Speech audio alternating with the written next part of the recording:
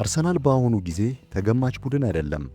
ይልቁንም ማንኛውም የፕሪሚየር ሊግ አሰልጣኝ ሊፈታው የሚሞክረው ነገር ግን ቁርጥራጮቹ የጠፉበት ትልቅ እንቆቅልሽ ሆኗል። በዚህ የውድድር ዘመን ማጠናቀቂያ ላይ ስንደርስ መድፈኞቹ በ70 ነጥቦች የሊጉን የበላይነት የጨበጡት በዕድል ወይም በአጋጣሚ አይደለም፣ በታክቲክ ብስለት እንጂ። በሻምፒዮንስ ሊግም ቢሆን ባየር ሊቨርኩሰንን አሸንፈው ጉዟቸውን ቀጥለዋል። በዚህ ቪዲዮ አርሰናልን ማሸነፍ የማይቻል ወይም አንፕሌየብል ያደረጉትን ሚስጥራዊ ስልቶች በጥልቀት እናያለን። እስከ ቪዲዮ መጨረሻ አብራችሁን ከቆያችሁ አርቴታ እንዴት የአውሮፓን ክለቦች እያንቀጠቀጠ እንዳለ በሚገባ ትረዳላችሁ። አሁን ባለው መረጃ መሰረት አርሰናል በፕሪሚየር ሊጉ አናት ላይ ተቀምጧል። በ31 ጨዋታዎች 21 ድል፣ 7 አቻና 3 ሽንፈት ብቻ በማስመዝገብ 70 ነጥቦችን ሰብስበዋል። ማንቸስተር ሲቲን በ9 ነጥቦች ልዩነት ጥለው ዋንጫውን ለመጨበጥም ተቃርበዋል። ነገር ግን ዋናው ታሪክ ያለው ነጥቡ ላይ አይደለም፣ ጨዋታዎቹ በሚመሩበት መንገድ ላይ እንጂ።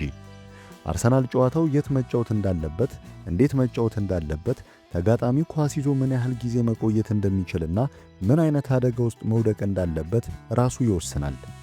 በ31 ጨዋታዎች ያስቆጠረው 61 ጎል ሲሆን የገባበት ደግሞ 22 ብቻ ነው።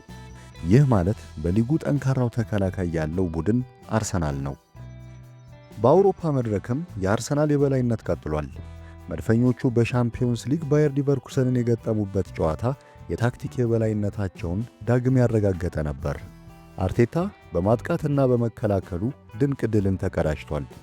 ይህ ድል አርሰናል በሀገር ውስጥ ብቻ ሳይሆን በአውሮፓም ለታላላቁ ዋንጫዎች ዝግጁ መሆኑን ያበሰረ ነበር። መድፈኞቹ አሁን ላይ ማንንም መጋፈጥ አይፈሩም። አርሰናልን ልዩ የሚያደርገው የመጀመሪያው ነጥብ የመከላከል ብቃቱ ነው። አርቴታ ቡድኑ ኳስ በሚያጣበት ጊዜ ወደ 4-4-2 ቅርጽ እንዲቀየር ያደርጋል። ይህ ቅርጽ ተጋጣሚ በሜዳው መሃል ክፍተት እንዳያገኝ ያደርገዋል። ተጋጣሚ ክለቦች አማራጭ ሲያጡ ኳሱን ወደ መስመር እንዲያወጡ ይገደዳሉ። እዚያ ደግሞ የአርሰናል ተጫዋቾች ወጥመድ አዘጋጅተው ይጠብቋቸዋል። ዊሊያም ሳሊባና ጋብሪኤል ማጋሌሽ በመሃል መከላከያው ላይ ያላቸው መናበብ ለቡድኑ ትልቅ መተማመኛ ሆኗል። ሜዳው ለተጋጣሚ ክለቦች እየጠበባቸው እንዲሄድ ያደርጋሉ። በ31 ጨዋታዎች 22 ጎል ብቻ መቆጠሩ የዚህ ሥራ ውጤት ነው። ከማንቸስተር ሲቲ ጋር የተደረጉት ጨዋታዎች የአርሰናልን የታክቲክ ብስለት በሚገባ ያሳዩ ነበሩ። አርሰናል የፔፕ ጋርዲዮላን ቡድን በራሱ ሜዳ ላይ ክንፉን ሰብሮት ውሏል። ሲቲዎች ኳስ ይዘው ቢቆዩም አርሰናል ግን የመሃል ሜዳውን በመቆለፍ ሲቲዎች እንደ ልባቸው እንዳይጫወቱ አደረገ። የታክቲክ ተንታኞች እንደሚሉት አርሰናል ያለው ዲፌንሲቭ ሪከቨሪ ወይም ኳስ ተነጥቆ በፍጥነት ወደ ቦታ የመመለስ ብቃት ሲቲን ጨምሮ ለማንኛውም ቡድን ትልቅ ፈተና ነው። አሁን ደግሞ ወደ አርሰናል ገዳይ መሳሪያ እንሂድ፣ የቆሙ ኳሶች። የአርሰናል የቆሙ ኳሶች አሰልጣኝ ኒኮላስ ጆቨር ድንቅ ሥራ እየሠራ ይገኛል። አርሰናል በዚህ የውድድር ዘመን በርካታ ጎሎችን ከቆሙ ኳሶች አስቆጥሯል።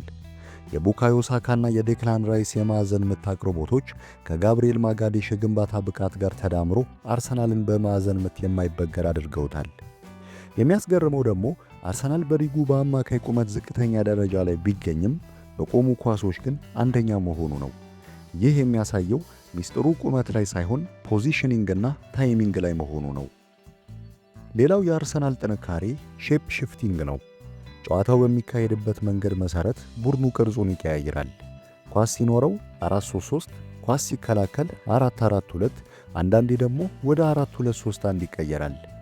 ዴክላን ራይስና ማርቲን ዙቢሜንዲ በመሃል ሜዳ ላይ ያላቸው ሚና ለዚህ ትልቅ አስተዋጽኦ አለው። በተለይ ራይስ ወደፊት በመሄድ ለቡድኑ ተጨማሪ የማጥቃት አማራጭም ይሆናል። ዩሪያን ቲምበር ደግሞ ከኋላ መስመር እየተነሳ ወደ መሃል በመግባት ተጋጣሚን ግራ ያጋባል። ይህ የታክቲክ ተለዋዋጭነት አርሰናልን ለመገመት አስቸጋሪ አድርጎታል። ለማጠቃለል ያክል አርሰናል በ31 ጨዋታዎች 70 ነጥቦችን ሰብስቦ የሊጉን የበላይነት የጨበጠው በታክቲክ ብስለት ነው። በሻምፒዮንስ ሊግም ባየር ሊቨርኩሰንን ማሸነፋቸው ቡድኑ ለትልቅ ስኬት መዘጋጀቱን ያሳያል። አርቴታ የገነባው ይህ የታክቲክ እንቆቅልሽ በሚቀጥሉት ዓመታት የአውሮፓ እግር ኳስን እንደሚቆጣጠር ምንም ጥርጥር የለውም። እናንተስ ስለ አርሰናል የታክቲክ ብቃት ምን ትላላችሁ? አርሰናል ዘንድሮ የፕሪሚየር ሊጉንና የሻምፒዮንስ ሊጉን ዋንጫ ማንሳት ይችላሉ በሚለው ዙሪያ አስተያየታችሁን ጻፉልኝ። ቪዲዮውን ከወደዳችሁት ላይክ እና ሰብስክራይብ ማድረጋችሁን እንዳትረሱ። በቀጣይ ቪዲዮ እስክንገናኝ መልካም ጊዜ።